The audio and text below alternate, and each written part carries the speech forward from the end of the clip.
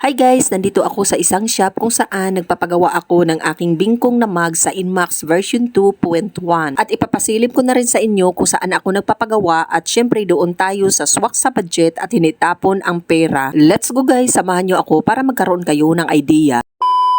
At ito guys nandito pala ako sa kabilang shop kung saan pinabaklas ko ang aking gulong. Dahil ang dadalhin ko doon sa shop kung saan ako magpapagawa ay mugs lamang. Tingnan nyo naman guys kung gaano nakalalim ang bingkong ng aking mugs. Hindi lang to isa o dalawa kundi apat ang bingkong nito. At ito guys panoorin nyo naman kung paano ginawa ni kuya ang pagbaklas ng gulong sa motorsiklo para magkaroon kayo ng idea. By the way guys, kaya naman maraming bingkong ang aking mugs dahil binyahe ko to mula Manila papuntang Bato Leyte. At ito guys kung saan pala ako nagpapabaklas ng aking gulong, malapit lang ito sa shop kung saan ako magpapagawa ng aking bingkong na mugs. At dahil sa social media, dito ako napadpad sa isang shop kung saan sulit at sulit, hindi tapon ang pera. At ito guys swak pa ito sa budget.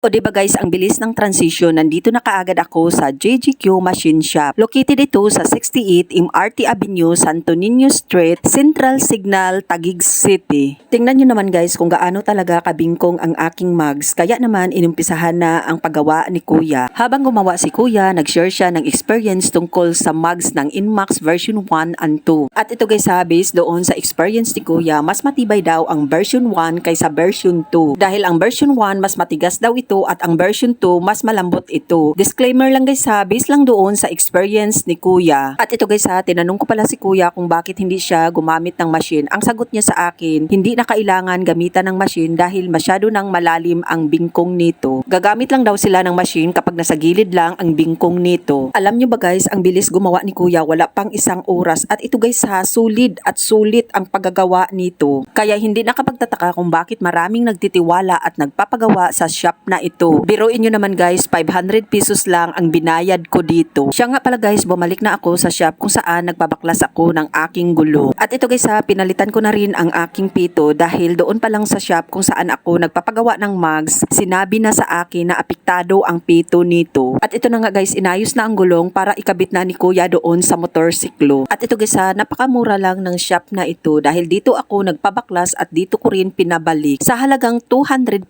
pesos lamang. At ito pala lahat ang ginastos ko sa pagpagawa ng aking bingkong na mugs. Sa pagpagawa ng aking bingkong na mugs, nagkakahalaga ito ng 500 pesos. Ang pagbaklas naman ng gulong at pagbalik nito, nagkakahalaga ng 250 pesos. Ang pito naman, nagkakahalaga ito ng 60 pesos. At umabot ito lahat ng 810 pesos. Kung nagustuhan nyo naman ang video ko guys, paki-like, follow, and share para updated kayo sa next video. See you in my next video guys. Babu!